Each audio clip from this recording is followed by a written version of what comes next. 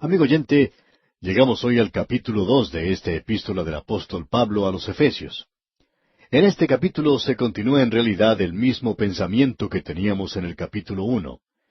Este capítulo, notará usted, comienza con la conjunción y. Dice en el primer versículo, y Él os dio vida a vosotros, cuando estabais muertos en vuestros delitos y pecados.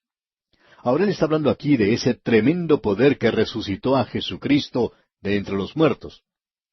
Bien, este poder es el poder que nos hace hijos de Dios, porque nosotros estábamos muertos en nuestros delitos y pecados, como veremos más adelante. Ahora hemos recibido vida, como el apóstol Pablo va a decir, en Cristo. Y para eso hace falta poder. Y para eso es necesario usar el poder de la resurrección. Y es lo que tantos de los hijos de Dios quieran experimentar. Creemos que esto ha sido expresado en su mejor forma por Francis Ridley Havergal, cuando dijo, «Oh, déjame conocer el poder de la resurrección. Oh, déjame mostrar tu vida resucitada, meditando clara y calmadamente. Oh, déjame dar los dones que tú has dado gratuitamente. Oh, permíteme vivir una vida abundante porque tú vives». De seguro que esa es la oración en el corazón de muchos hijos de Dios en la actualidad. Pablo ahora nos va a revelar aquí algo de ese tremendo poder que Dios provee en la vida de aquel que se vuelve hacia el Señor Jesucristo. Él lo puede levantar de una muerte espiritual a una vida espiritual. Ese es un tremendo poder. Parecería que Dios mostrara cierta renuencia para permitir que el hombre tenga poder. Y tal vez nos damos cuenta por qué. Usted puede pensar en los siglos que han pasado sin que el hombre supiera nada del poder atómico. Luego, el hombre descubre el poder atómico y esto cambia el mundo. ¿Y qué fue lo que esto hizo para el mundo? ¿Lo convirtió acaso en un maravilloso lugar para vivir?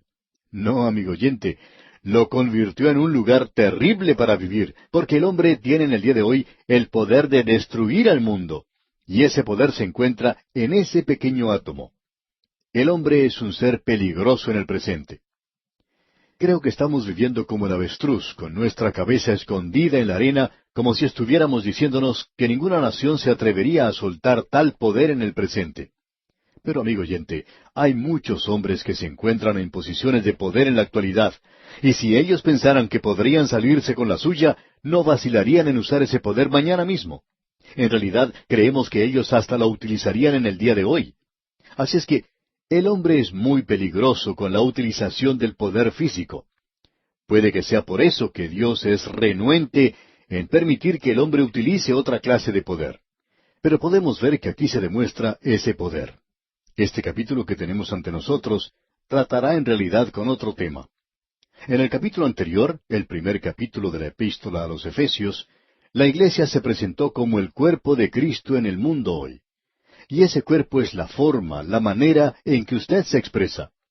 La forma en la que el Señor Jesucristo se expresa a sí mismo en el mundo del presente es a través de su iglesia. El tema de este capítulo es la iglesia como templo. Y es un templo, pensamos, que corresponde al templo del Antiguo Testamento, que a su vez fue precedido por el tabernáculo en el desierto. Y creemos que la comparación aquí es muy evidente y el contraste es bien delineado o definido. El tabernáculo y el templo, por ejemplo, fueron construidos de árboles vivos de acacia, y estos eran entretejidos con maderas. Pero en la iglesia del presente, Dios saca todo ese material muerto y lo transforma en un templo viviente. El templo y el tabernáculo eran moradas para la gloria de Dios.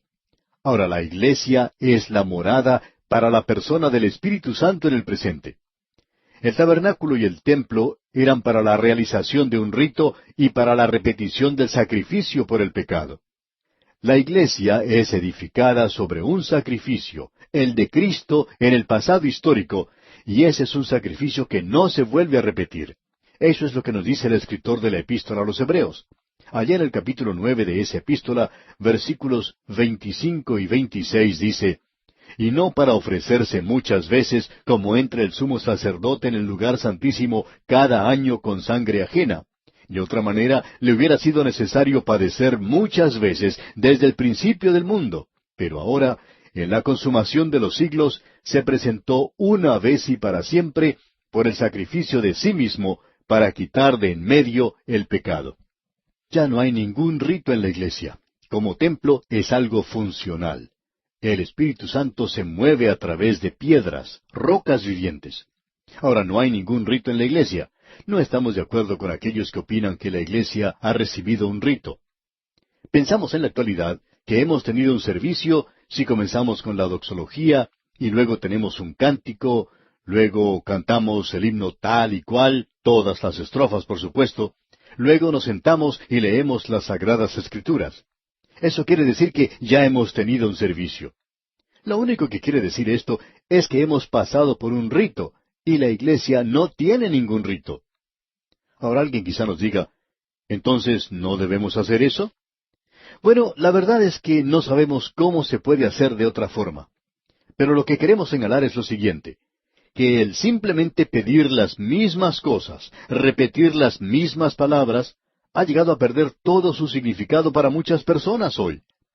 Y todo esto debería tener un gran significado. Son cosas propias, por supuesto, cuando hay significado que se expresa en ese servicio. Lo impresionante de nuestra era es que Dios no está morando en un templo hecho de manos, sino que está morando en los creyentes en forma individual. Permítanos, amigo oyente, leer lo que dice aquí en los Hechos de los Apóstoles, capítulo 17, versículos 24 y 25. El Dios que hizo el mundo y todas las cosas que en él hay, siendo Señor del cielo y de la tierra, no habita en templos hechos por manos humanas, ni es honrado por manos de hombres como si necesitase de algo, pues Él es quien da a todos vida y aliento y todas las cosas. Luego el apóstol Pablo nos dice allá en su primera epístola a los Corintios, capítulo 6, versículo 19, ¿O ignoráis que vuestro cuerpo es templo del Espíritu Santo, el cual está en vosotros, el cual tenéis de Dios, y que no sois vuestros? Quizá aquí debemos enfatizar algo que es muy importante, y es lo siguiente, que en el Antiguo Testamento Dios en realidad no moraba en el templo. Cuando Salomón edificó el templo, usted recuerda que durante la dedicación, él se levantó e hizo la siguiente declaración.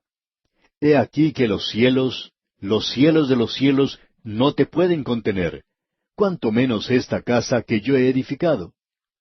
Y cualquier israelita con un poco de instrucción conocía que Dios no vivía en una pequeña caja, como muchos de los liberales en el día de hoy tratan de enseñar o han dicho.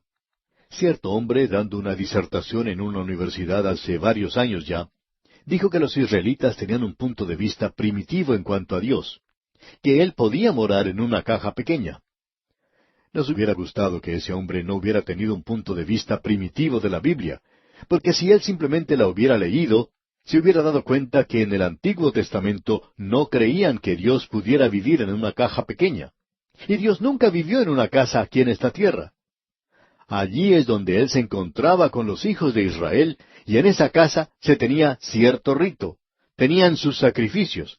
Pero la iglesia no tiene nada de eso en el presente. Usted puede notar ahora que existe aún otro gran contraste con el templo del Antiguo Testamento, y es la posición de los gentiles. Usted recordará que ellos eran prosélitos y que había un patio de los gentiles. Si usted alguna vez visita la ciudad de Jerusalén, vaya al Hotel de la Ciudad Santa y vea esa réplica. Se ha construido una maqueta de cómo era la ciudad de Jerusalén en los días de Herodes, que eran por supuesto los días del Señor Jesucristo. Y usted puede observar que los gentiles ocupaban un lugar muy apartado del templo mismo. Ellos no se podían acercar mucho. Y el apóstol Pablo va a decir más adelante, en este capítulo 2 de su epístola a los Efesios, vosotros, es decir, nosotros los gentiles, que en otro tiempo estabais lejos, habéis sido hechos cercanos por la sangre de Cristo. En el día de hoy hemos sido acercados bastante, como usted bien puede apreciar. En realidad, nosotros estamos en los lugares celestiales en Cristo. Y uno no puede mejorar eso de ninguna manera.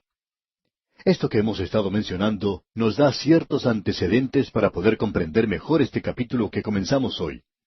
Antes de entrar en él, quisiéramos mencionar que hemos dividido este capítulo en tres partes principales.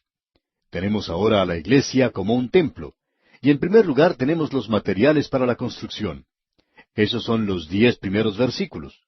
Luego, en los versículos 11 al 18, tenemos el método de construcción. Luego, en los versículos 19 al 22, tenemos el significado de la construcción. Y todo esto es muy importante. Notemos ahora lo siguiente. Cuando estabais muertos en vuestros delitos y pecados, dice aquí el versículo 1.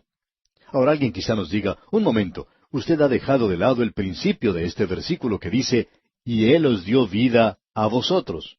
Bueno, la verdad es que eso no se encuentra en el original. Se ha colocado esta frase allí para ayudar un poco a la traducción. Yo estoy dispuesto a admitir que algo corresponde en ese lugar para darle cierta explicación, y eso está bien. Pero como decimos, estamos tratando de demostrar aquí lo que dice el original, y de presentar un significado aquí sin tratar de ayudar en ninguna manera a la traducción. Leamos entonces. Cuando estabais muertos en vuestros delitos y pecados, en los cuales anduvisteis en otro tiempo, siguiendo la corriente de este mundo, o el espíritu de este mundo, es decir, según las cosas seculares, según la forma de hacer las cosas de este mundo, según el principio de este mundo. Ahora, con eso no nos referimos al mundo físico. Significa el cosmos, la sociedad, la civilización en la cual nos encontramos, o nuestra forma de vivir, si le parece bien. Nuestro estilo de vida, el estilo de vida de la actualidad. Conforme al príncipe de la potestad del aire, es decir, la autoridad, el espíritu que ahora opera en los hijos de desobediencia. Ahora el diablo toma este material muerto en el presente. Nosotros estamos muertos en nuestros delitos y pecados, y él provee energía. Esa es la razón por la cual esos cultos son tan antiguos como las hormigas mismas, y con los mismos resultados. Están muy ocupados. Esa es la razón por la cual muchas religiones falsas, amigo oyente, nos hacen avergonzar en el presente, porque Satanás es quien les da la energía. Alguien viene y nos dice, ¿sabe una cosa? Nos dicen que se está llevando a cabo milagros en tal y cual culto. No vamos a discutir sobre eso, quizás sea cierto. Sabemos que mucho de esto es exageración, pero ¿quién está haciendo eso? Eso es lo que quisiéramos saber. Satanás es capaz de duplicar muchos de los milagros que son milagros escriturales, digamos de paso. Después de todo, ¿no fueron los magos en Egipto capaces de duplicar el milagro de Moisés al principio?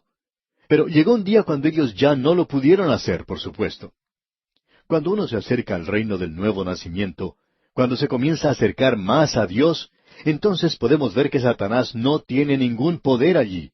Pero en cuanto se trata de engañar, de embaucar y defraudar y de llevar a la gente por un camino equivocado, entonces nos damos cuenta de que el diablo tiene mucho poder. Él es muy poderoso en esta clase de cultos que aparecen por todas partes del mundo. Hay algo más en cuanto a esta sección que tenemos ante nosotros. Y quisiéramos mencionarlo porque usted lo necesita para poder comprenderlo bien, y es lo siguiente. Que desde el versículo 1 hasta el versículo 7 de este capítulo 2, tenemos lo que es conocido en griego como una frase periódica. Esto quiere decir que la persona que escribió esto lo hizo de una forma un poco mejor que el griego común de esa época. El griego clásico está lleno de frases periódicas, y esa es la razón por la cual es difícil leerla. Tiene toda clase de genitivos absolutos, toda clase de frases y tiempos, y no es muy fácil al leerla. Pero el griego koiné, por lo general es fácil de leer. Pero aquí usted tiene una frase periódica que revela que el apóstol Pablo era capaz de, cuando él quería hacerlo, decir las cosas tal cual son como lo hace aquí. Podemos ver que en nuestra versión se finaliza la frase con un punto en el versículo 3. Y esto no solo es permitido, sino que eso está completamente correcto, porque tenemos aquí una declaración que está en contraste y que es unida por una conjunción, y se puede hacer perfectamente bien. Como ya hemos indicado, la conjunción y une este capítulo con el anterior, o sea, con el capítulo 1. El apóstol Pablo ha estado hablando acerca del tema de la salvación y del gran poder de Dios.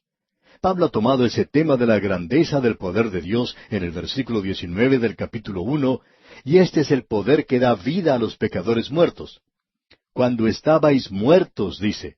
Y eso nos habla de la muerte que se nos ha imputado a todos nosotros en Adán.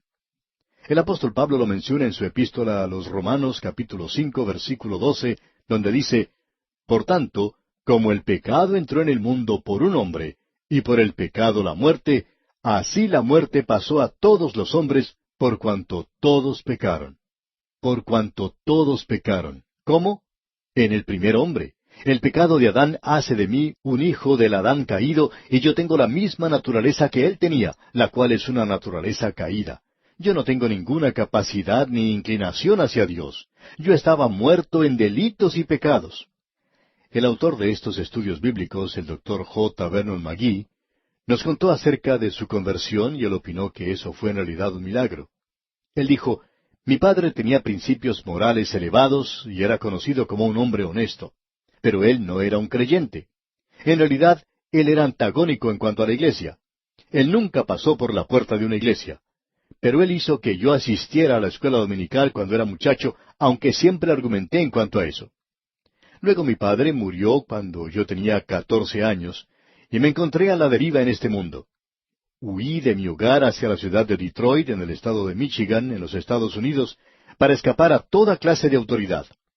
Luego conseguí trabajo, no en la fábrica Ford, sino que conseguí trabajo donde construían los autos Cadillac.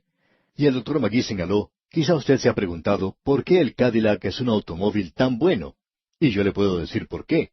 Yo trabajé para ellos. No trabajé mucho tiempo, sino lo suficiente como para hacer de ese un buen automóvil. Pero luego, continúa él, cometí pecados tremendos. Me uní a un grupo de hombres en esa ciudad, uno de ellos era de Hungría, y él pensaba que yo era como su hijo que había muerto, y por así decirlo, me adoptó. Pero este hombre era un pecador. Él me llevó a lugares donde un muchacho de tan solo 16 años no tenía nada que hacer. Sin embargo, yo comencé a extrañar mi hogar. Al pensar en eso, me di cuenta que Dios fue quien me hizo extrañar mi hogar, y regresé a mi casa. Si no hubiera hecho eso, entonces Satanás habría ganado en aquel tiempo. Yo estaba muerto en delitos y pecados. Luego, continuó el Dr. McGee, un hombre me dijo cómo podía obtener paz con Dios a través del Señor Jesucristo. Y qué hermoso que fue todo eso. Debo decir que eso fue un milagro. Yo no estaba buscando a Dios, estaba huyendo de Él tan rápido como podía, y me encontraba muerto en delitos y pecados. Amigo oyente, este es el cuadro de nosotros en esta hora presente. Porque por cuanto la muerte entró por un hombre, también por un hombre la resurrección de los muertos. Adán murió espiritualmente el día en que ya no creyó y desobedeció a Dios. Él huyó de Dios. Él no estaba buscando a Dios. Adán se estaba escondiendo de Él. Y esa es la posición natural del hombre del presente. Algunos dicen hoy que el hombre tiene una pequeña chispa de lo divino en él y que está buscando a Dios. Pero eso es tan falso como cualquier otra cosa falsa, amigo oyente. Ese día Adán murió en cuanto a Dios y a las cosas de Dios. Él no murió físicamente, sino 900 años después de haber comido del fruto prohibido. Eso simplemente significaba que él ya no tenía una capacidad o un deseo por Dios. Él estaba separado de Dios. Y después de todo, la muerte es separación. La muerte física es la separación del espíritu y el alma del cuerpo. Y eso es la muerte. Nosotros no podemos ver al espíritu y al alma, pero sí podemos ver a un cuerpo muerto. El nivel más alto de vida para el hombre era lo físico y lo mental. Y él ha pasado a sus descendientes esta misma naturaleza muerta, muerto hacia Dios. Y sólo la obra del Espíritu Santo puede aguijonear la conciencia de los hombres de este mundo en el presente. Usted y yo no lo podemos hacer. Solo el Espíritu de Dios lo puede hacer.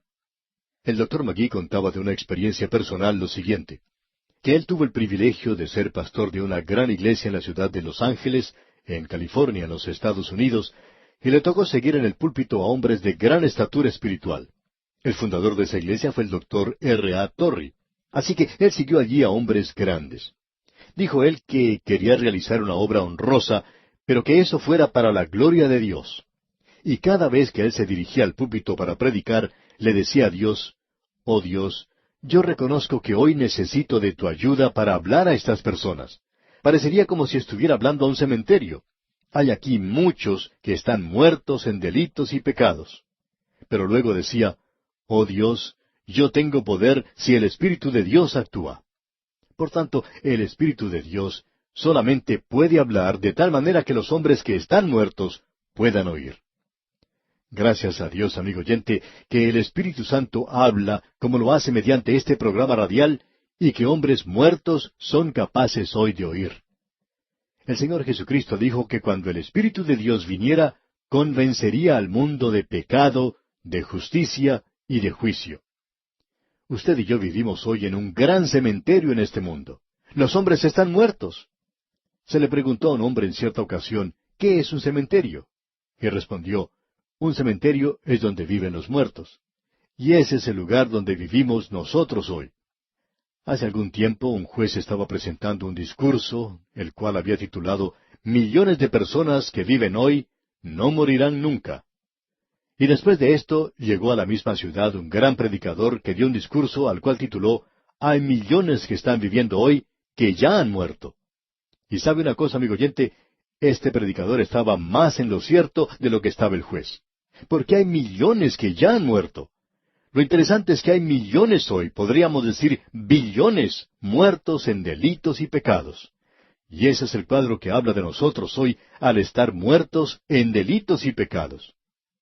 Bien, los delitos nos hablan de lo que hizo Adán, y los pecados quieren decir que usted y yo, amigo oyente, hemos errado en el blanco en el presente.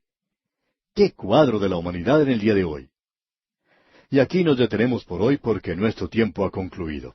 Pero Dios mediante continuaremos este interesante estudio en nuestro próximo programa. Regresamos hoy, amigo oyente, a esta maravillosa sección del segundo capítulo de la Epístola a los Efesios. Y nos gustaría concluir esta parte diciendo lo siguiente, que estamos ahora en un área donde se menciona el pasado, el presente y el futuro de la Iglesia y de los creyentes. Lo podemos hacer aún más personal, amigo creyente. Aquí tenemos su pasado, su presente y su futuro. Quizá usted se ha encontrado alguna vez viajando y al pasar por cierta sección pobre de la ciudad, pudo apreciar un cartel en una casa donde decía, aquí adivinamos su pasado, su presente y su futuro. Por lo general, esta gente se ha ideado una forma de decirle a usted, cuando llega a ese lugar, que usted va a encontrarse de buenas a primeras con una fortuna y que usted va a recibir mucho dinero, que usted va a ser capaz de ganar mucho dinero. Eso siempre nos sorprende porque esta gente que dice conocer tanto acerca del futuro, por lo general viven en la sección más pobre de la ciudad. Ellos son tan pobres que en realidad no son capaces de sobrevivir en las grandes ciudades. Y hay muchas personas que van a ellos para que esta gente les diga cuál será el futuro de ellos. Es muy interesante notar que aún muchos de los hijos de Dios no permiten que Dios les presente su pasado, nuestro presente y nuestro futuro. Bueno, tenemos todo esto delante de nosotros aquí en este capítulo 2 de la Epístola a los Efesios. Ahora, en nuestro programa anterior consideramos lo que dice en el versículo 1, cuando estabais muertos en vuestros delitos y pecados. Este delito es lo que cometió Adán. Él sobrepasó los límites que Dios le había puesto, y pecados quiere decir errar al blanco. Nosotros no podemos lograr la meta establecida que ha sido puesta por Dios. Y esa es nuestra condición. Nosotros estamos muertos en delitos y pecados. Y para colmo de males, recibiendo nuestra energía del mismo Satanás. En otras palabras, el hombre que no es salvo camina por este mundo como un zombi espiritual. Él está muerto en delitos y pecados. También se nos sigue diciendo aquí, en los cuales anduvisteis en otro tiempo, siguiendo la corriente de este mundo. Es decir, ustedes anduvieron según la presente edad, el espíritu de esta edad y de este mundo. Eso se refiere a la sociedad en la cual estamos nosotros, lo que llamamos civilización hoy, el estilo de vida. Y luego dice, conforme al príncipe de la potestad del aire, el espíritu que ahora opera o da energías en los hijos de desobediencia. Satanás es quien está guiando a esta gente de la misma manera en que nos guió a nosotros antes. Ahora, ¿qué es lo que quiere decir andar conforme al espíritu de este tiempo en este mundo? Reconocemos que en este día y hora se habla mucho acerca de la separación. Por lo general, esto quiere decir que la separación indica que usted debe apartarse de aquello que es carnal y sin Dios. Pero debemos decir que este mundo se caracteriza por ciertos pecados mentales y espirituales que son en realidad, según nuestra opinión, ante los ojos de Dios, peores que los pecados físicos. Escuche usted lo que dice allá el apóstol Santiago en su epístola, capítulo 4, versículos 1 al 4. ¿De dónde vienen las guerras y los pleitos entre vosotros? ¿No es de vuestras pasiones, las cuales combaten en vuestros miembros? Codiciáis y no tenéis, matáis y ardéis de envidia, y no podéis alcanzar, combatís y lucháis, pero no tenéis lo que deseáis porque no pedís. Pedís y no recibís, porque pedís mal para gastar en vuestros deleites. Oh almas adúlteras, ¿no sabéis que la amistad del mundo es enemistad contra Dios? Cualquiera pues que quiera ser amigo del mundo, se constituye enemigo de Dios. Amigo oyente, hay muchas personas que asisten a los servicios los domingos y que son tan santos como el que más. Y ellos, aun cuando hablan de ser creyentes separados, cuando llega el lunes por la mañana y comienzan a regresar a sus trabajos como cualquier otra persona, trabajan tan duro como cualquiera otro, deseando amontonar dinero a más no poder. Quieren gastarlo en sí mismos, de una manera egoísta. Ahora sabemos que eso es hablar muy fuerte y que hay muchas personas que no quieren escuchar que digamos estas cosas. Pero hay muchos creyentes que están viviendo de esta manera en este día. El apóstol Santiago, quien era una persona muy práctica, menciona esto. Ahora, amigo oyente, esto es de lo cual nosotros hemos sido salvos. De allí hemos sido sacados. El apóstol Juan lo explica de la siguiente manera, ya en su primera epístola, capítulo 2, versículos 15 al 17. No améis al mundo, ni las cosas que están en el mundo. Si alguno ama al mundo, el amor del Padre no está en él. Porque todo lo que hay en el mundo, los deseos de la carne, los deseos de los ojos y la vanagloria de la vida, no proviene del Padre, sino del mundo. Y el mundo pasa y sus deseos, pero el que hace la voluntad de Dios permanece para siempre. Hay muchas personas que en el día de hoy no están viviendo en pecado, según dicen. Ellas afirman, no, yo no cometería esos pecados, yo no viviría de la manera en que viven y actúan ciertas personas. Pero aquí nos preguntamos, como el doctor G. Campbell Morgan se preguntó en cierta oportunidad, ¿le gustaría hacerlo? ¿Es por esa razón que le gusta a usted ver esos programas de televisión en que muestran a esas personas haciendo todas esas cosas que usted no puede hacer? Porque usted se da cuenta que nosotros hacemos estas cosas por sustitución. Siempre hemos pensado que esa es la razón por la cual la historia del Hijo Pródigo es tan popular. Uno puede escuchar a algunos predicadores realmente agregar muchas cosas a esa historia. Usted habrá notado que el Señor Jesucristo nunca mencionó ninguno de los pecados que ese muchacho cometió cuando se fue lejos de su hogar. Pero uno ha oído a muchos predicadores dando sus sermones en los cuales uno va de un club nocturno al otro, de un bar a otro, de una casa de citas a otra. Y usted se da cuenta, amigo oyente, que hay muchas personas que se recrean con los sermones porque están sentados allí disfrutando y pecando por sustitución. Ahora, ¿le gustaría a usted vivir allí? Eso es lo que quiere decir Juan en su primera epístola, capítulo 2, versículo 15. No améis al mundo. ¿Lo ama usted, amigo oyente? ¿Cómo se siente usted acerca de lo que ocurre allí? Nosotros tendríamos que tomar la actitud que si estas cosas desaparecieran, nosotros ni siquiera las extrañaríamos. Hay muchas personas que en el día de hoy hablan del rapto de la iglesia, y es algo maravilloso de lo cual podemos hablar. Pero sentimos que habrá muchos que van a llorar cuando tengan que dejar este mundo, porque están tan envueltos en las cosas que aquí ocurren, están envueltos en el trabajo, en los negocios o en sus hogares, también en las actividades del club y de la iglesia, y en realidad no les gustaría irse de allí porque todo eso va a cambiar, digamos de paso. Bien, como dijimos, este es un lenguaje bastante fuerte y quizás sea demasiado rudo para usted en este día. Pero estamos demostrando aquí que los otros apóstoles, además de Juan, hablan de este mismo tema. Simón Pedro, por ejemplo, escribió en su segunda epístola, capítulo 2, versículos 14 y 15 lo siguiente. Tienen los ojos llenos de adulterio, no se sacian de pecar, seducen a las almas inconstantes, tienen el corazón habituado a la codicia y son hijos de maldición.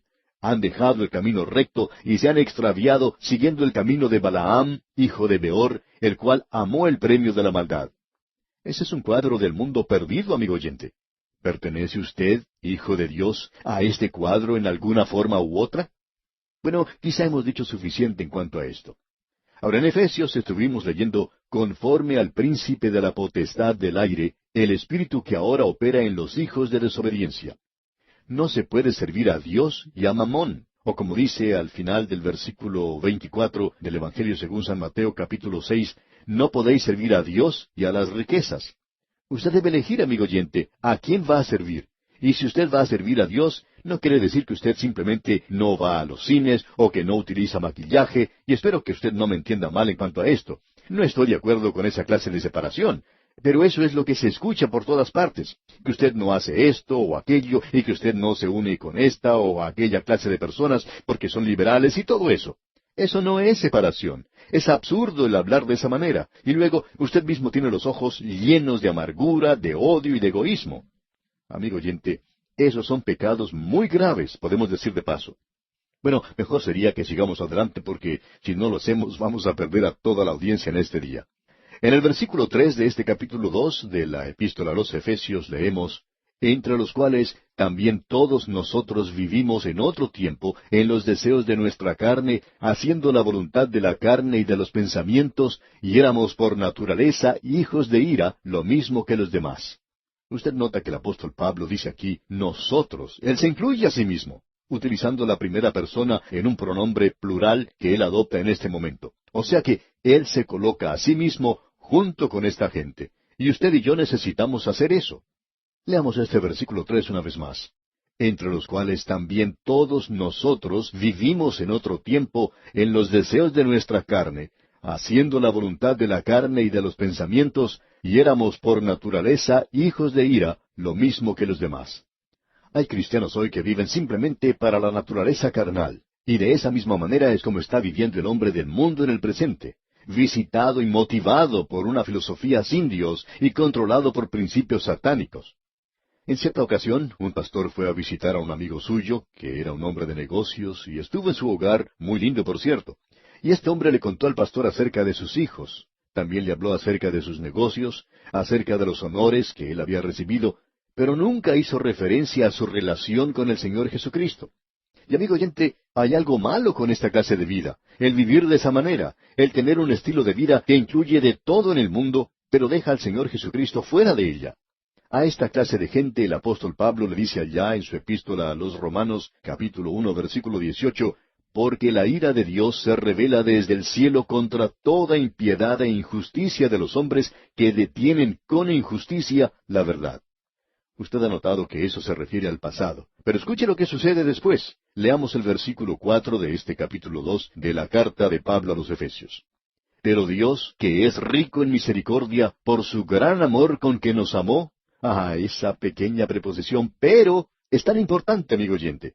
Pero Dios, que es rico en misericordia. Y amigo oyente, Dios es rico en misericordia, y Él ha tenido misericordia de mí. Yo sé que también ha tenido misericordia de usted, por su gran amor con que nos amó. El amor no le capacitó para que nos salvara, pero el amor proveyó un Salvador para que Él pudiera perdonarnos, y Él es rico en misericordia en el día de hoy, amigo oyente.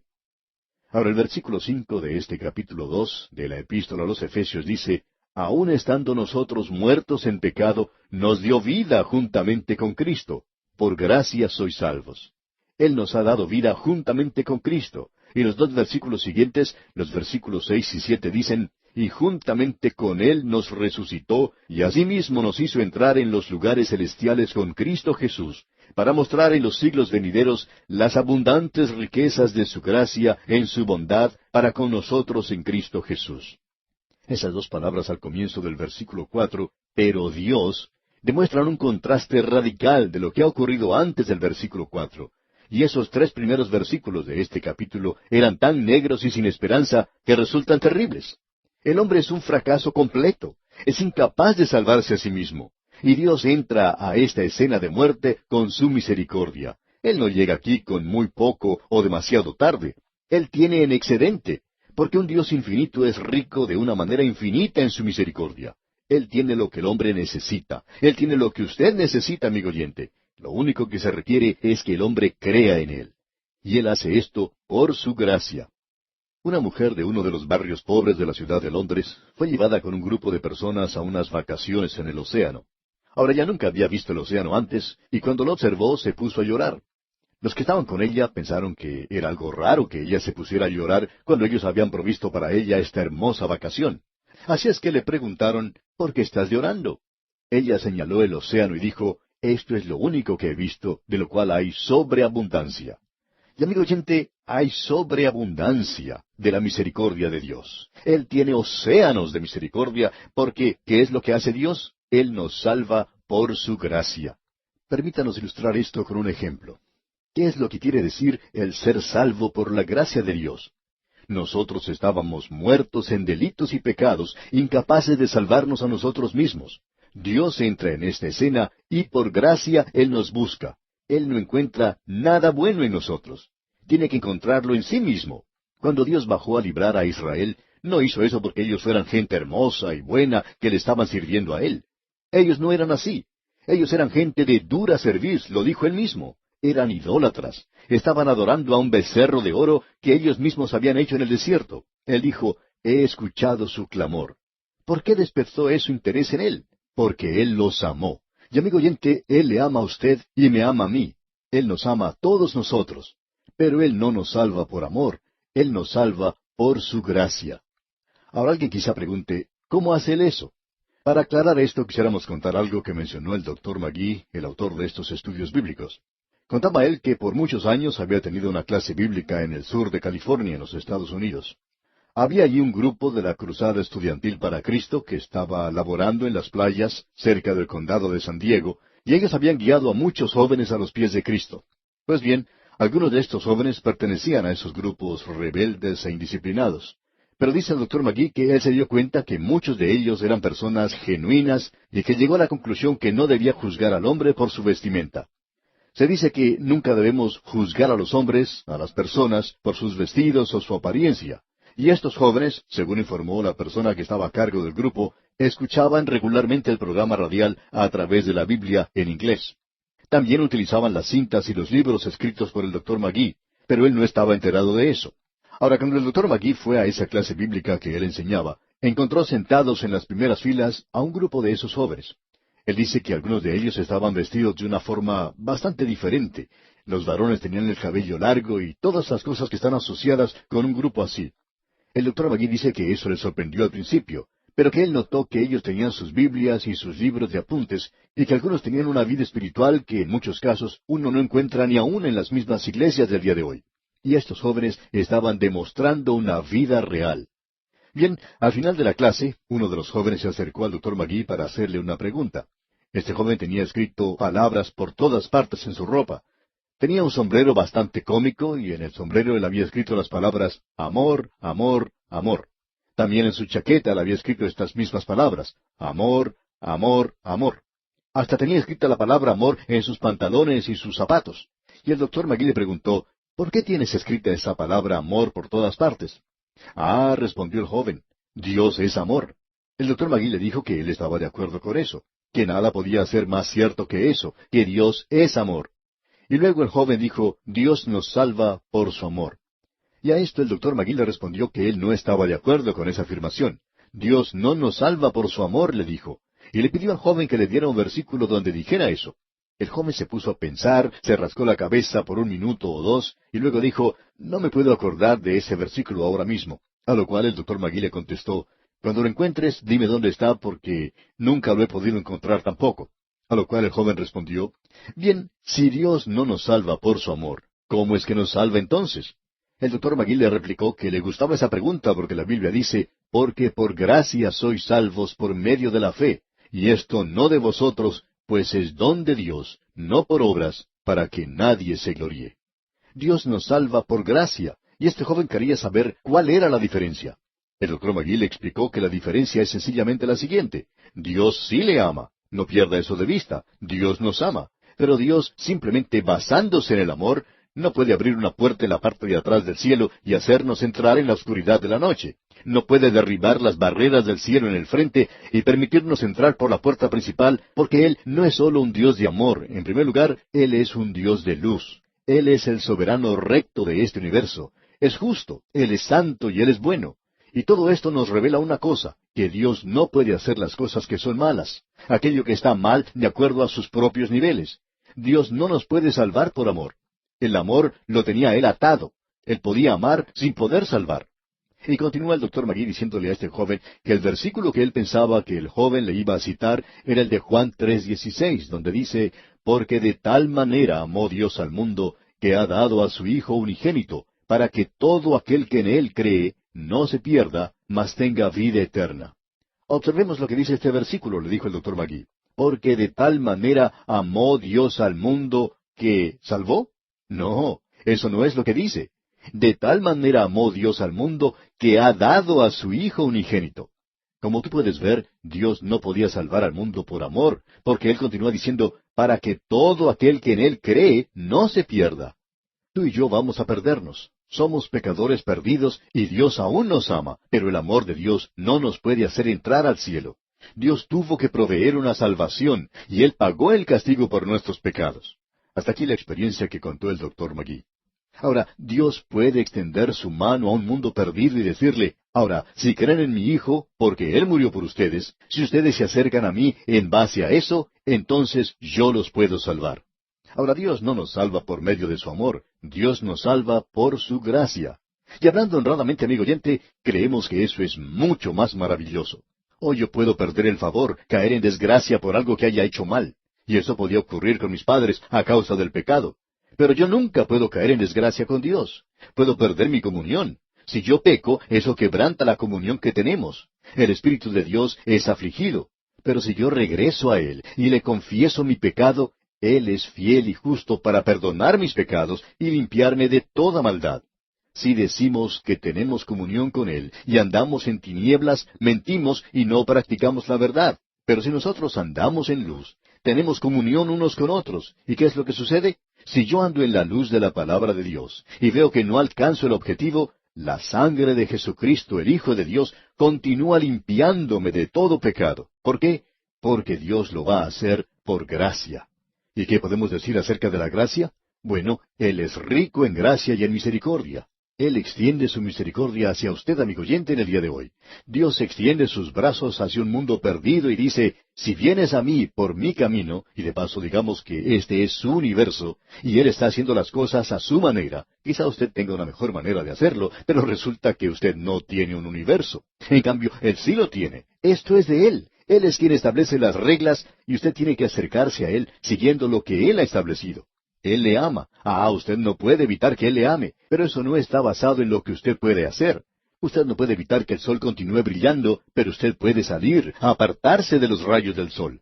Y si usted peca en el día de hoy, estando fuera de la voluntad de Dios, volviendo su espalda a Él, usted no va a experimentar el amor de Dios. Pero si usted se acerca a Él a través de su Hijo Jesucristo, entonces Él le salvará.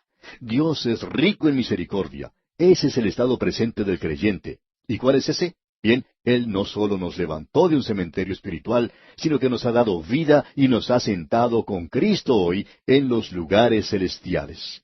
Recuerde usted que Él es la cabeza de la iglesia. Ya vimos eso en el primer capítulo de esta epístola. ¿Y qué es lo que Él va a hacer? Pues Él va a demostrar en las edades que están por venir que las riquezas de su gracia son abundantes y va a demostrar su misericordia hacia nosotros. Yo voy a ser exhibido un día y los ángeles van a pasar donde estoy y van a decir, miren a ese hombre allí. Él no merecía ser salvo. Él estaba perdido. Pero mírenlo ahora, se encuentra en el cielo. ¿Y por qué está allí? Gracias a las riquezas de la gracia de Dios. Dios tuvo misericordia de él. Dios lo salvó y Dios lo trajo aquí. Y eso va a ser para la alabanza de Dios a través de las edades eternas. Ahora yo no voy a recibir ningún encomio por esto. ¿Sabía usted eso? Yo no voy a recibir ningún encomio, pero ¿quiere saber también algo más? Yo voy a estar allí y eso es suficiente para mí. Yo voy a unirme a esas huestes angelicales y voy a cantar alabanzas a Dios. ¿Por qué? Porque Él me salvó, amigo oyente. Usted no puede tener algo mejor que esto. Esto es lo más maravilloso que yo sé que podamos tener. Aquí se nos dice de una manera maravillosa que hemos recibido vida juntamente con Cristo. Esa es una posición, el haber sido impartido con vida divina. Él nos resucitó y asimismo nos hizo sentar en los lugares celestiales con Cristo Jesús. Esa es la posición que se nos da a nosotros hoy en día. Y usted no puede agregar nada a eso. Y el camino es la gracia. La gracia es mencionada 2 veces aquí y usted no puede obtenerla, amigo oyente, de otra manera más maravillosa que esta. El poder alabarle por su gracia infinita y maravillosa. Y aquí nos detenemos por hoy porque nuestro tiempo ha llegado a su fin. En la continuación de este interesante estudio, retornaremos en nuestro próximo programa. Al comenzar hoy nuestro estudio, amigo oyente, vamos a leer una vez más los versículos 8 y 9 de este capítulo 2 de la Epístola a los Efesios. Y allí dice, porque por gracia sois salvos por medio de la fe, y esto no de vosotros, pues es don de Dios, no por obras, para que nadie se gloríe. Este es un gran versículo con el cual culmina esta sección en la cual el apóstol Pablo nos ha dado en realidad el pasado, el presente y el futuro del creyente. Nosotros estábamos muertos en nuestros delitos y pecados, andando conforme a la corriente de este mundo. Y ahora Dios, por medio de su gracia infinita, maravillosa, extiende su mano hacia nosotros y nos salva. Y debido a eso, tenemos un hermoso futuro delante de nosotros. Seremos puestos en exhibición, por así decirlo, revelando la gracia de Dios. Allí nos revelaremos lo bueno y lo dulce que somos nosotros y que asistimos a todos los servicios de los domingos. Por el contrario, seremos puestos en exhibición para la gloria de Dios. Y eso no me molesta en lo más mínimo, porque yo nunca pensé que podría llegar al cielo por mis propios méritos u obras. De modo que me complace el poder exhibir la maravillosa gracia de Dios. Será muy evidente que Él es quien me ha salvado. Ahora notemos lo siguiente. Porque por la gracia sois salvos por medio de la fe. Usted se ha dado cuenta que hemos cambiado esa frase un poquito. Dijimos la gracia. El apóstol Pablo está haciendo referencia a lo que se mencionó allá en el versículo 7, donde dice, para mostrar en los siglos venideros las abundantes riquezas de su gracia en su bondad para con nosotros en Cristo Jesús. Eso es algo especial. Es la gracia. Y es por la gracia que hemos sido salvos. Ahora espero que usted no llegue a decirnos, espero ser salvo. Porque usted, amigo oyente, puede decir en el día de hoy, puede decirlo de una manera segura y enfática, yo soy salvo. Ahora otra persona quizá diga, pero yo no me atrevería a hacer una declaración como esa porque no sé lo que traerá el futuro. Bueno, amigo oyente, esa no es la base de su salvación. Su salvación descansa sobre la gracia. Dios lo ha salvado a usted por gracia, y usted puede estar seguro de que el que comenzó en vosotros la buena obra, la perfeccionará hasta el día de Jesucristo. Eso lo dice el mismo apóstol Pablo allá en su epístola a los Filipenses capítulo 1 versículo 6. Y si usted, amigo oyente, es un hijo de Dios, usted se puede apartar de Él, pero Él siempre preparará un camino para que usted regrese a Él. Y por la gracia de Dios usted ha sido salvo. Usted tiene hoy una salvación que es completa. Y usted puede decir, basándome en lo que Cristo ha hecho por mí, y por el hecho de que el Espíritu Santo me ha impulsado hacia Cristo, y que he confiado en Él apoyándome en la palabra de Dios, yo he sido salvo.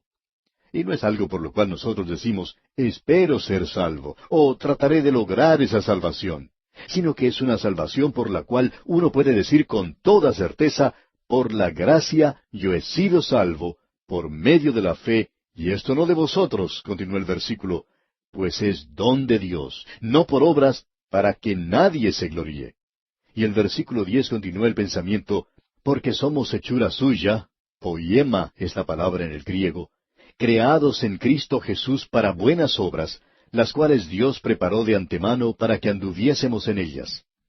Permítanos mencionar a continuación una declaración que habla acerca de la gracia y del amor de Dios. Y la gracia de Dios ha sido definida teológicamente como un favor inmerecido. Y nos gusta referirnos a esto como un amor en acción. Y quisiéramos que usted escuche ahora lo que dice el doctor Louis Sperry Chafer. Y aquí está su declaración. Es muy importante y por tanto le invitamos a escuchar con atención.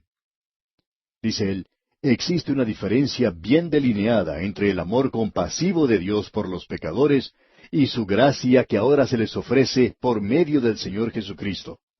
El amor divino y la gracia divina no son una y la misma cosa. Dios puede amar a los pecadores con una compasión indecible, y sin embargo, a causa de una justicia divina ultrajada y de su santidad, no puede rescatarlos de su justo castigo. Sin embargo, como se ha dicho anteriormente, si el amor pudiera proveer en forma gratuita por ese pecador todo lo que esa justicia divina y la santidad requieren, el amor de Dios quedaría libre para actuar sin ninguna limitación en favor de aquellos por los cuales se realizó ese sacrificio sustitutivo perfecto. Ese es el logro realizado por Cristo sobre la cruz. Por otro lado, la gracia divina y la salvación son la compasión ilimitada de Dios, actuando hacia el pecador en la base de esa libertad que ya ha sido asegurada a través del juicio justo contra el pecado, asegurado por Cristo en su muerte sacrificial. El amor divino puede desear el salvar, pero no le puede realizar justicieramente. Pero la divina gracia está libre para actuar ya que Cristo murió. Se observa entonces que el propósito general de Dios no es el de la manifestación de su amor únicamente, aun cuando su amor y su misericordia son mencionados juntamente con su gracia en este contexto y expresados en la muerte de Cristo, sino que es en su lugar la manifestación de su gracia. Hasta aquí la declaración del doctor Lewis Sperry Chafer. Ahora Dios, de su tesoro infinito, prodiga su gracia sobre los pecadores sin ninguna restricción o impedimento. La fe es la causa instrumental de la salvación. Es el único elemento que el pecador lleva a esa gran transacción de fe. Pero aquí se nos dice que ese es un don de Dios. Ahora alguien quizá diga, muy bien entonces, señor predicador, ya que es el don de Dios y Dios no me lo ha dado, entonces creo que no tengo ninguna culpa de eso. Pero espere un momento, amigo oyente. Yo creo que Dios ha dejado eso bien en claro. Dice él, así que la fe viene por el oír y el oír por la palabra de Dios. Bien, amigo oyente, si usted quiere confiar en Cristo, usted tiene que escuchar la palabra de Dios. Por tanto, Dios da fe a todos aquellos que prestan atención al mensaje del Evangelio. Y eso fue lo que nosotros notamos cuando estudiamos allá la segunda epístola del apóstol Pablo a los Corintios. Usted recordará que en aquella oportunidad destacamos una declaración maravillosa que encontramos allí, y creemos que sería bueno leerla. Allá en la segunda epístola a los Corintios, capítulo 3, versículo 13, leemos, «Y no como Moisés, que ponía un velo sobre su rostro, para que los hijos de Israel no fijaran la vista en el fin de aquello que había de ser abolido». Es decir, que el velo que se colocó Moisés sobre su rostro no fue porque él estaba encegueciendo a todos los demás, como si fuera una luz demasiado brillante, sino porque la gloria estaba desvaneciéndose, ya que pertenecía al sistema mosaico, pertenecía a la ley. Luego sigue diciendo en la misma segunda epístola a los Corintios, capítulo 3, versículo 14, «Pero el entendimiento de ellos se embotó, porque hasta el día de hoy, cuando leen el antiguo pacto, les queda el mismo velo no descubierto, el cual por Cristo es quitado». Ahora usted no necesita un velo porque Él es el Cristo descubierto, y el Evangelio ha sido declarado.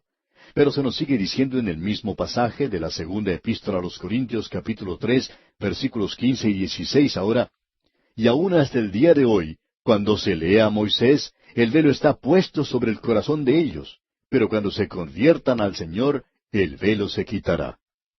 Ahora, ¿a qué se está refiriendo esto aquí? Pues hace referencia a cuando el corazón de ellos se vuelva hacia el Señor. Cualquier momento en que usted esté listo a volverse a Cristo, entonces usted puede hacerlo. Ahora alguien quizá diga, bueno, quizá a mí no se me ha otorgado el don de la fe. Amigo oyente, ese no es su problema. Su problema es que usted no quiere apartarse de sus pecados, los cuales están siendo condenados por la Biblia. Y en el momento en que usted se canse de sus pecados, en el momento en que usted quiera apartarse por sí mismo de las cosas de este mundo, de la religión, de todo, y volverse a Cristo, entonces usted recibirá fe. Usted puede confiar en Él. Sabe que a veces cansa un poco escuchar a personas que hoy nos dicen que tienen problemas intelectuales. Lo que usted tiene en realidad son problemas morales. Y queremos decir un problema moral real. Y si solo usted tuviera el valor de enfrentarse a ellos, usted se daría cuenta que ese es el problema principal en el día de hoy, en el corazón de la mayoría de la gente. Hay muchos santos en el presente que no disfrutan de su salvación. ¿Sabe usted que en una universidad los psicólogos hicieron un estudio y la segunda razón que encontraron ellos por la cual las personas están perturbadas emocionalmente y mentalmente inestables es porque esta gente, en lugar de estar viviendo en el presente y en el futuro, están viviendo en el pasado? Es una preocupación con el pasado, con las equivocaciones y los fracasos que sufrieron entonces, y están mirando todo el tiempo hacia atrás, al pasado, en lugar de mirar hacia adelante, hacia Cristo y confiar en Él. Ahora, la fe es el instrumento principal de salvación. Aquel gran predicador Spurgeon lo dijo de la siguiente manera: no es el gozo en Cristo que lo salva a usted, es Cristo. No es la esperanza en Cristo la que lo salva, es Cristo. No es ni siquiera su fe en Cristo, aun cuando ese es el instrumento, es la sangre de Cristo y su propio mérito. Ahí es donde se encuentra el poder y allí es donde está también la salvación. El apóstol Pablo no está hablando acerca de la fe cuando él dice, y esto no de vosotros. Él está hablando acerca de la salvación, y la salvación es el don que elimina la jactancia. Todo esto es de Dios y nosotros somos nada. Si usted ocupa la posición de un cero y luego permite que Él sea el que escribe la suma, entonces, amigo oyente, Eso es salvación. Aquí se nos dice que la iglesia es hechura suya, es decir, de Dios. Este es un versículo maravilloso el que tenemos ante nosotros. Veamos ahora aquí el versículo 10 de este capítulo 2 de la Epístola a los Efesios. Porque somos hechura suya, creados en Cristo Jesús para buenas obras, las cuales Dios preparó de antemano para que anduviésemos en ellas. La palabra griega que se utiliza aquí es poiema. De allí sale la palabra poema en nuestro idioma. La iglesia es su poema. Y amigo oyente, esa iglesia a la que nos referimos aquí no es en realidad la iglesia local que pudimos observar allá en la epístola a los Gálatas, sino que aquí estamos observando al cuerpo de los creyentes desde el día de Pentecostés hasta la segunda venida de Cristo, los verdaderos creyentes. Estoy seguro que ellos se encuentran en las iglesias locales. Los grupos de creyentes son hechura suya y son creados en Cristo Jesús. Y es por eso que ellos son una nueva creación y están en Cristo Jesús. ¿Pero para qué? Para buenas obras. Y cuando lleguemos a la última parte de esta epístola a los Efesios, Pablo nos dirá que debemos andar aquí de una manera que sea aceptable ante Dios. Leamos nuevamente el versículo 10 de este capítulo 2 de la epístola a los Efesios. Porque somos hechura suya, creados en Cristo Jesús para buenas obras, las cuales Dios preparó de antemano para que anduviésemos en ellas. Dios quiere que nosotros, amigo oyente, aun cuando estemos en los lugares celestiales, que andemos aquí de una manera que le traiga gloria a su nombre. Y el apóstol Pablo hablará de eso en los últimos 3 capítulos de esta epístola a los Efesios que estamos estudiando. Llegamos ahora al método de la construcción de la iglesia como templo de Dios. Él dice aquí en la primera parte del versículo 11, Por tanto, acordaos de que en otro tiempo vosotros, los gentiles en cuanto a la carne, y nos damos cuenta aquí que en su mayoría la iglesia de Éfeso estaba formada por gentiles. Había allí nada más que una colonia de judíos en la ciudad de Éfeso. Leamos ahora los 2 siguientes versículos, los versículos 11 y 12 de este capítulo 2 de la epístola a los Efesios. Por tanto, acordaos de que en otro tiempo vosotros, los gentiles en cuanto a la carne, erais llamados incircuncisión por la llamada circuncisión hecha con mano en la carne. En aquel tiempo estabais sin Cristo, alejados de la ciudadanía de Israel y ajenos a los pactos de la promesa, sin esperanza y sin Dios en el mundo. Ahora, ¿qué significa estar perdido? Usted recordará que aquí se nos menciona varias cosas en cuanto a esto. Es decir, que estamos alejados de la ciudadanía de Israel. No tenemos ningún derecho de ir al Antiguo Testamento y tomar las promesas que Dios hizo al pueblo de Israel y utilizarlas para nosotros mismos. Él no hizo esas promesas para nosotros. Nosotros estamos alejados de la ciudadanía de Israel y ajenos a los pactos de la promesa. Dios hizo ciertas promesas a la nación de Israel y ellos le pertenecen a Él. Él les había prometido esa tierra. Ellos la recibirán algún día, pero lo tendrán que hacer según sus formas y estatutos, no según los de ellos. Y nosotros éramos ajenos a los pactos de la promesa. Ahora, aun cuando Él no nos ha prometido un lugar aquí en esta tierra, Él sí nos ha prometido un lugar en los cielos. Pues podemos leer allá en el Evangelio de Juan, Voy pues a preparar lugar para vosotros, y si me fuere y os preparare lugar, vendré otra vez y os tomaré a mí mismo, para que donde yo estoy, vosotros también estéis. Esa era la posición que nosotros teníamos como gente o pueblo perdido. Éramos como extraños, alejados del pacto de la promesa. Ahora notemos lo que sigue diciendo en este versículo. Sin esperanza. Usted puede observar las religiones de este mundo. Ellos no tienen ninguna esperanza. Son bastante nebulosos en cuanto a este asunto de lo que hay después de la muerte. No tienen resurrección y no tienen esperanza. Esos cultos no ofrecen ninguna esperanza. Han puesto un obstáculo que ninguna persona puede sobrepasar. Sin esperanza y sin Dios en el mundo. Esa era la posición que tenían los gentiles. Y cuando Pablo escribió esto, nuestros antepasados se encontraban en algún lugar de la selva y posiblemente en una condición mucho peor de lo que se menciona aquí. Eran paganos y esa era nuestra condición, sin esperanza y sin Dios en el mundo. Eso es lo que quiere decir, amigo oyente, el estar perdido. Y esa es la condición en la cual se encuentra una multitud de personas alrededor nuestro en el presente. Ellos no tienen esperanza y están sin Dios en el mundo. Hablando francamente, yo diría que si me encontrara en la posición en la que muchas de esas personas se encuentran en el día de hoy, me iría a un bar y trataría de emborracharme para olvidarme de todo. ¿Qué otra cosa puede hacer uno? Usted no tiene ninguna esperanza. La única esperanza que usted tiene se encuentra aquí en este mundo. Por tanto, habría que tratar de sacarle todo el jugo que se pueda porque no se recibe nada del otro lado. Usted está sin esperanza y sin Dios en este mundo, y está alejado del pacto de la promesa. Eso es encontrarse en una posición bastante difícil. Esas cosas que se mencionan aquí son terribles, digamos de paso. Pero debemos notar que algo más ha sucedido. Leamos el versículo 13. Pero ahora, en Cristo Jesús, vosotros que en otro tiempo estabais lejos, habéis sido hechos cercanos por la sangre de Cristo. Se nos dice que los gentiles tenían un patio cerca del tabernáculo, que podían acercarse allí, pero estaban muy apartados del mismo tabernáculo. Estaban muy alejados entonces, pero ocurrió algo maravilloso, y es que la sangre de Cristo nos ha acercado y nos llevará algún día hasta el mismo cielo. Notemos ahora lo que dicen los versículos 14 al 17 de este capítulo 2 de la Epístola a los Efesios. Porque Él es nuestra paz, que de ambos pueblos hizo uno, derribando la pared intermedia de separación, aboliendo en su carne las enemistades, la ley de los mandamientos expresados en ordenanzas, para crear en sí mismo de los dos un solo y nuevo hombre, haciendo la paz, y mediante la cruz reconciliar con Dios a ambos en un solo cuerpo, matando en ella las enemistades. Y vino y anunció las buenas nuevas de paz a vosotros que estabais lejos y a los que estaban cerca. Así es que cuando usted se acerca al Señor Jesucristo, amigo oyente, no solamente pasa a formar parte de un cuerpo, sino que es llevado a un lugar donde usted puede estar ante Dios en un mismo nivel con los demás. Usted y yo podemos estar al mismo nivel ante Él, y por tanto, el asunto de la separación de los creyentes en el día de hoy no debe ser enfatizado bajo ninguna circunstancia. Nunca debe ser algo que se destaque como un nivel social.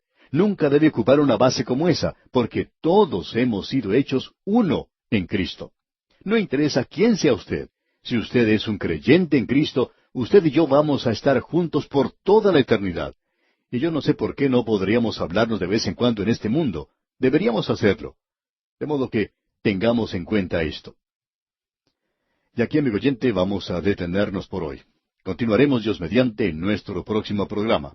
Mientras tanto, le recomendamos que se lea el resto de este capítulo 2 de esta epístola a los Efesios, para que esté así mejor preparado para nuestro próximo estudio. En efecto, debería hacer esto antes de llegar a cada estudio. Deseamos hoy finalizar, amigo oyente, este hermoso capítulo 2 de esta epístola a los Efesios. Usted se habrá dado cuenta que en nuestro programa anterior pasamos más bien rápido por los versículos 14 al 17. Quisiéramos ahora mencionar una o dos cosas acerca de eso porque lo que el apóstol Pablo está diciendo aquí es que el Señor Jesucristo es nuestra paz, es decir, la paz para los judíos y los gentiles, porque aquí se nos presenta un contraste entre ellos, derribando la pared intermedia de separación y la enemistad que había entre los dos para crear ahora un nuevo hombre. O sea que nos puso juntos en Jesucristo y nos dio la paz. Es decir, tenemos paz con Dios. Veamos ahora lo que dice el versículo 16 de este capítulo 2. Y mediante la cruz reconciliar con Dios a ambos en un solo cuerpo, matando en ella las enemistades. La reconciliación de Dios ya ha sido completada. Él está listo para recibirle a usted, si usted está listo. Y por tanto, el mensaje que se pregona es reconciliaos con Dios. Y si usted hace eso, amigo oyente, eso lo lleva a formar parte de un nuevo cuerpo, el cuerpo de los creyentes, y no hace ninguna diferencia de qué raza son ellos, ya sean judíos o gentiles. Tampoco hay ninguna diferencia en cuanto al color de la piel de ellos. Puede que sean blancos, puede que sean trigueños, rojos, amarillos o negros, lo que sea. Eso no hace ninguna diferencia si están en Cristo. Hemos sido hechos un nuevo hombre y debemos ahora tener paz. Usted se puede dar cuenta que el énfasis de este pasaje ante nosotros es puesto sobre la gloriosa persona del Señor Jesucristo. No solo hizo paz por medio de la cruz, sino que aquellos que confían en Él son colocados en Él y llegan a ser un nuevo hombre.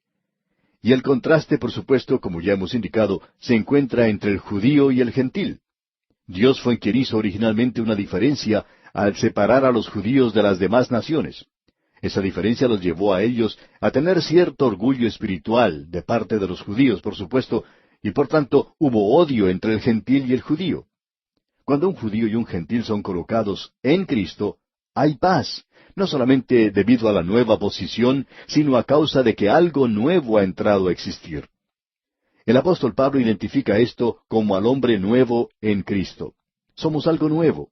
Así es que Pablo le había dicho a los Corintios, allá en su primera epístola a los Corintios, capítulo 10, versículo 32, les había dicho, no seáis tropiezo ni a judíos, ni a gentiles, ni a la iglesia de Dios. La iglesia es el hombre nuevo. El gentil no es llevado al mismo nivel que los judíos ante Dios. Él es en realidad elevado a una posición más alta. Permítanos compartir ahora una declaración que hizo Crisóstomo hablando de este tema. Él dijo, Él no quiere decir que nos haya elevado a esa alta dignidad de ellos, sino que nos ha levantado a ambos y nos ha colocado aún mucho más alto. Permítame darle una ilustración. Imaginemos que hay dos estatuas, una de plata, la otra de plomo, y luego ambas son derretidas y las dos convertidas en oro. Así es como Él ha hecho de los dos uno. Hasta aquí esta declaración de Crisóstomo. Creemos que esa es una ilustración maravillosa de cómo nosotros hemos sido unidos en Cristo. Permítame decirle, amigo oyente, que yo no creo en la fraternidad universal del hombre, ni en la paternidad universal de Dios. Para mí eso es una herejía. Perdóneme por decir eso, pero así es como son las cosas. Yo creo que la fraternidad la forman aquellos que están en Cristo. Un hombre puede tener la piel tan blanca como la nieve, pero si él no es un hijo de Dios, él no es mi hermano. Simplemente eso. No importa lo que usted diga, él no es mi hermano. Quizá exista un hombre que tenga su piel tan negra como la medianoche, y si él es un hijo de Dios, entonces, amigo oyente, él sí es mi hermano. Usted no puede escaparse de eso. Somos algo nuevo, somos en Cristo un hombre nuevo. Y este es el edificio, el templo que Dios está edificando en el día de hoy. Sería más acertado decir, por tanto, que el judío ha sido rebajado al nivel del gentil, ya que ambos se encuentran en el mismo estado de pecado, porque en ese sentido todos somos hermanos como pecadores, hijos de Adán. Porque el apóstol Pablo dice allá en su epístola a los Romanos capítulo 3 versículo 9, ¿qué pues? ¿Somos nosotros mejores que ellos? En ninguna manera, pues ya hemos acusado a judíos y a gentiles que todos están bajo pecado. Ese es el estado en el cual nos encontramos. La paz de la cual se habla aquí en la epístola a los Efesios es una paz entre el judío y el gentil.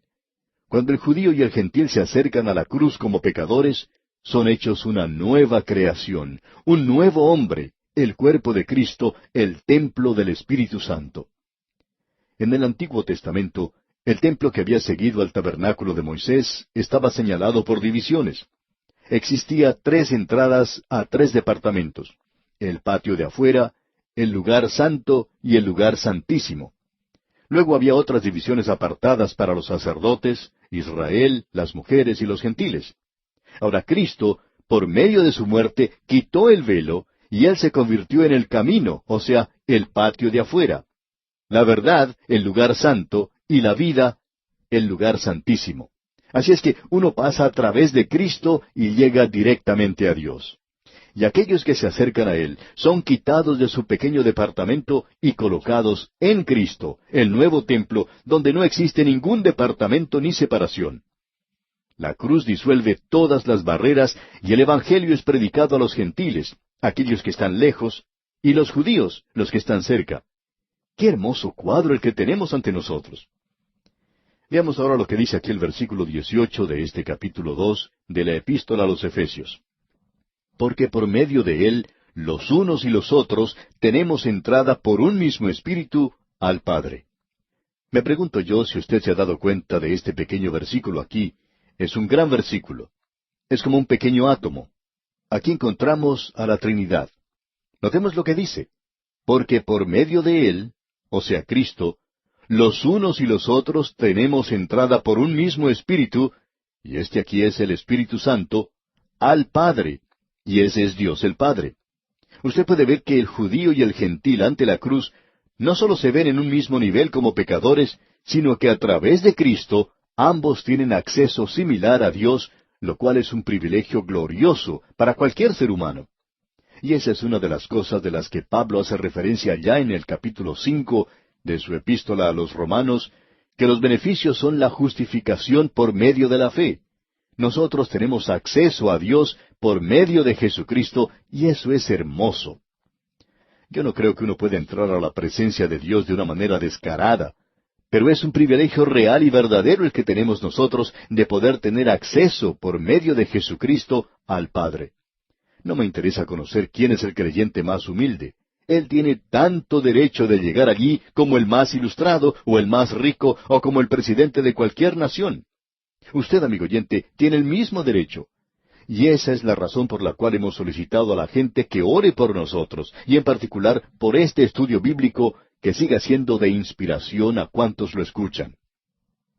El Dr. J. Vernon McGee, autor de estos estudios bíblicos, contaba que hubo muchas personas que le dijeron que por qué él había pedido a toda la gente que orara, que por qué no le había pedido a unos pocos que lo hicieran. A lo cual él contestó, porque he creído que cada creyente tiene acceso ante Dios. Y siguió diciendo, yo creo en el sacerdocio de los creyentes, que todos nosotros tenemos acceso ante Él. Y así es, amigo oyente, es algo maravilloso este nuevo edificio del cual estamos hablando. En los versículos 19 al 22 tenemos el significado de la construcción del edificio. Leamos estos versículos 19 y 20 primero. Así que ya no sois extranjeros ni advenedizos, sino conciudadanos de los santos y miembros de la familia de Dios, edificados sobre el fundamento de los apóstoles y profetas, siendo la principal piedra del ángulo Jesucristo mismo. El apóstol Pablo les recuerda a los creyentes gentiles que aunque ellos eran extranjeros y advenedizos, alejados de Dios, que la posición actual es mejorada infinitamente. Ellos ya no son extranjeros ni advenedizos, sino conciudadanos de los santos. Y santos aquí no es una referencia a los santos del Antiguo Testamento. Ellos son conciudadanos con los santos del Nuevo Testamento. Nosotros, los miembros del cuerpo de Cristo. Ellos pertenecen a la familia no como siervos, sino como parientes, miembros de la familia de Dios, porque todos ellos son hijos. Os escribo a vosotros, hijitos, porque vuestros pecados han sido perdonados en su nombre, nos dice Juan en su primera epístola, capítulo 2, versículo 12. Nosotros somos sus hijitos. Esta es una nueva relación, una relación que era extraña al Antiguo Testamento. Aún David, un hombre que ocupaba un lugar especial en el corazón de Dios, es llamado allá en el segundo libro de Samuel, capítulo 7, versículo 8, mi siervo David, como lo fue Moisés antes que él, allá en Números capítulo 12, versículo 7. Y ahora su ciudadanía no está en Israel o en la Jerusalén terrena, sino que está en los cielos. Mas nuestra ciudadanía está en los cielos, de donde también esperamos al Salvador, al Señor Jesucristo, nos dice el apóstol Pablo en su epístola a los Filipenses capítulo 3, versículo 20. Así es que usted puede apreciar que nosotros somos conciudadanos, pertenecemos ahora al cielo, y somos edificados sobre el fundamento de los apóstoles y profetas. Notemos esto porque es de importancia. Esto no quiere decir que los apóstoles y los profetas eran el fundamento, sino que ellos personalmente colocaron el fundamento. La iglesia primitiva construyó su doctrina sobre la de los apóstoles. Allá en el libro de los Hechos, capítulo 2, versículo 42, inmediatamente después de mencionar el día de Pentecostés, dice que aquel grupo que había sido traído a la iglesia perseveraba en la doctrina de los apóstoles, en la comunión unos con otros, en el partimiento del pan y en las oraciones. Se ha escrito mucho acerca de la identidad de los profetas. Ahora, ¿son aquí los profetas del Antiguo Testamento o profetas del Nuevo Testamento? El hecho de que los profetas están aquí en la misma clasificación como apóstoles, sin el artículo los, indicaría que ellos son profetas en el Nuevo Testamento. Y creemos que esto será confirmado cuando observemos lo que dice el capítulo 3 de esta epístola a los Efesios. El Señor Jesucristo mismo, siendo la principal piedra del ángulo, revela que Cristo es la roca sobre la cual se edificó la iglesia. El apóstol Pablo nos dice eso de una manera muy clara allá en su primera epístola a los Corintios, capítulo 3, versículo 11, cuando dice, porque nadie puede poner otro fundamento que el que está puesto, el cual es Jesucristo. Y el apóstol Pedro lo dice de la siguiente manera, allá en su primera epístola, capítulo 2, versículos 6 al 8. Por lo cual también contiene la Escritura, he aquí pongo en Sión la principal piedra del ángulo, escogida, preciosa, y el que creyere en él no será avergonzado. Para vosotros, pues, los que creéis, él es precioso. Pero para los que no creen, la piedra que los edificadores desecharon ha venido a ser la cabeza del ángulo, y piedra de tropiezo y roca que hace caer, porque tropiezan en la palabra, siendo desobedientes, a lo cual fueron también destinados. Lo importante de notar aquí es que Pedro está diciendo que el Señor Jesucristo es la cabeza del ángulo. Él es esa roca, la roca sobre la cual está edificada la iglesia. Así es que Pedro le había entendido muy bien al Señor Jesucristo cuando Él le dijo allá en el Evangelio según San Mateo, capítulo 16, versículo 18, usted recuerda, y yo también te digo que tú eres Pedro, y sobre esta roca edificaré mi iglesia, y las puertas del Hades no prevalecerán contra ella. Ahora, ¿de qué está hablando el Señor Jesucristo aquí? Él está hablando de sí mismo. Él es la roca sobre la cual está edificada la iglesia. Y los apóstoles y los profetas colocaron este fundamento, digamos de paso, siendo la principal piedra del ángulo Jesucristo mismo, la roca sobre la cual está edificada la iglesia. Él es el fundamento. Veamos ahora los versículos 21 y 22 de este capítulo 2 de la Epístola a los Efesios. En quien todo el edificio, bien coordinado, va creciendo para ser un templo santo en el Señor, en quien vosotros también sois juntamente edificados para morada de Dios en el Espíritu. Nuevamente la analogía que tenemos aquí es en referencia al templo del Antiguo Testamento. Y también pensamos que es obvio que se hace referencia al ritual del Antiguo Testamento. Aún así, el contraste se nos revela por medio de una analogía. Había, por ejemplo, varios edificios en el templo de Jerusalén. No creemos que Pablo esté haciendo referencia aquí a esos diferentes edificios. Él quiere decir que cada creyente individualmente es colocado dentro de la estructura total y que esa es la forma en que Pedro lo expresó. Usted recuerda que nosotros somos piedras, que somos colocadas allí, edificados sobre Cristo la roca. Pablo está hablando aquí de la iglesia como un templo que está siendo construido en el presente. Eso es muy interesante, ya que en los días del apóstol Pablo, el templo de Herodes, que era el templo de aquella época, aún no había sido concluido. Durante los días del Señor Jesucristo ya se había dedicado 40 años a su construcción y fue destruido allá en el año 70 después de Cristo. Y aún en ese entonces no había sido finalizado. Ahora la iglesia está siendo construida en el presente. Será finalizada algún día. Está siendo construida de una manera muy fuera de lo común. Se nos dice aquí que está creciendo para ser un templo santo. Y eso nos revela que aún no ha sido concluida la construcción, y que su estructura está siendo construida de una forma diferente. Uno no coloca una piedra sobre otra de una manera fría. Este templo está creciendo. Dios está tomando un material muerto, muerto en delitos y pecados, le da vida habiéndolo hecho renacer, y ahora está creciendo para ser un templo viviente. El apóstol Pablo en su primera epístola a los Corintios, capítulo 12, versículo 13, nos dice, porque por un solo espíritu fuimos todos bautizados en un cuerpo, sean judíos o griegos, sean esclavos o libres, y a todos se nos dio a beber de un mismo espíritu. Se lo llama un templo santo. Es santo porque en él mora el Espíritu Santo. Por el bautismo del Espíritu Santo, el pecador salvado es colocado en el Señor. El Espíritu Santo mora, reside en cada creyente. Eso se nos menciona ya en la epístola a los Romanos capítulo 8, versículo 9. Dice, mas vosotros no vivís según la carne, sino según el Espíritu, si es que el Espíritu de Dios mora en vosotros. Y si alguno no tiene el Espíritu de Cristo, no es de él. Es una habitación, es decir, un templo permanente de Dios en el Espíritu. Cuando dos creyentes se reúnen en un edificio para adorar, el Espíritu Santo está presente. En ese sentido, Dios se encuentra en ese edificio.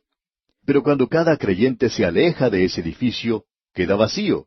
Dios no se encuentra en ningún edificio de una iglesia en el presente, como tampoco se encuentra en algún bar de la ciudad. Dios mora en los creyentes, no en los edificios. En realidad, Dios nunca ha morado en ningún edificio que haya sido construido por manos de hombres. Escuche usted lo que dijo Salomón allá en el primer libro de Reyes, capítulo 8, versículo 27. Salomón dijo, «Pero, ¿es verdad que Dios morará sobre la tierra? He aquí que los cielos de los cielos, no te pueden contener. ¿Cuánto menos esta casa que yo he edificado?» Es una filosofía pagana la que coloca a Dios en una estructura que haya sido construida por seres humanos.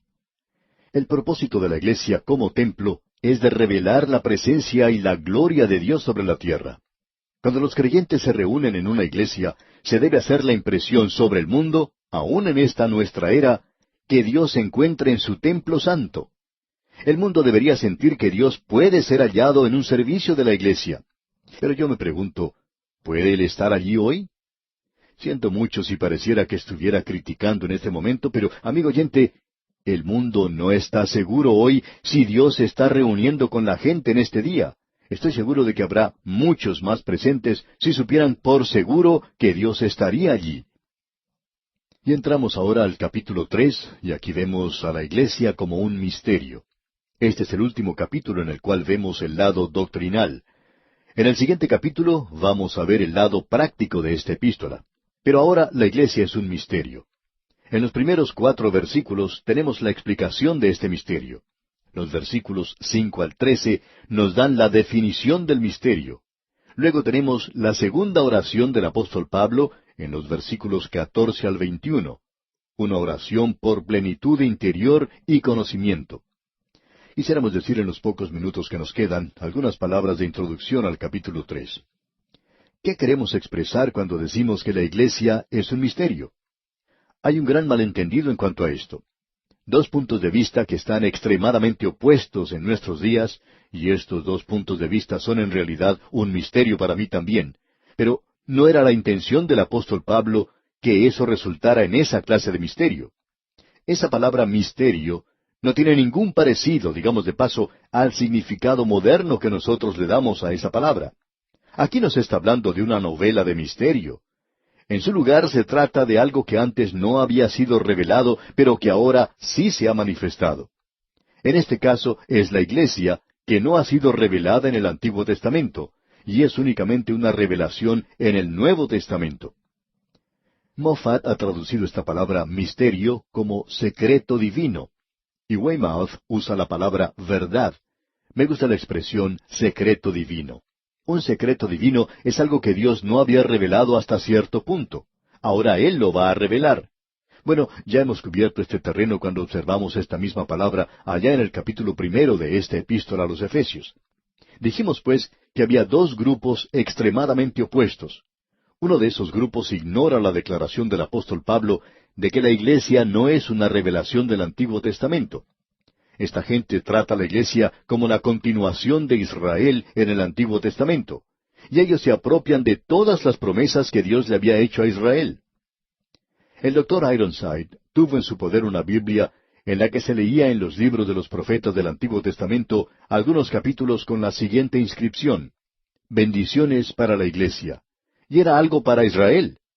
Luego en otra parte de esa misma Biblia decía maldiciones para Israel. Es interesante notar que la iglesia se apropiaba de las bendiciones, pero dejaba las maldiciones para Israel. La verdad es que ambas pertenecían a Israel, debemos decir de paso. El otro grupo le da demasiado énfasis a la declaración de Pablo cuando dice, me fue declarado el misterio y mi conocimiento en el misterio de Cristo. Ellos tratan el misterio como una revelación particular del apóstol Pablo. Y quisiéramos demostrar que eso es inexacto. Como resultado de eso, se ha desarrollado la práctica de cambiar el comienzo de la iglesia a alguna fecha posterior a Pentecostés. En esta escala se había sugerido varias fechas, y cuando una resultaba imposible, pues se adoptaba otra. Así que podemos ver las 2 posiciones extremadamente opuestas.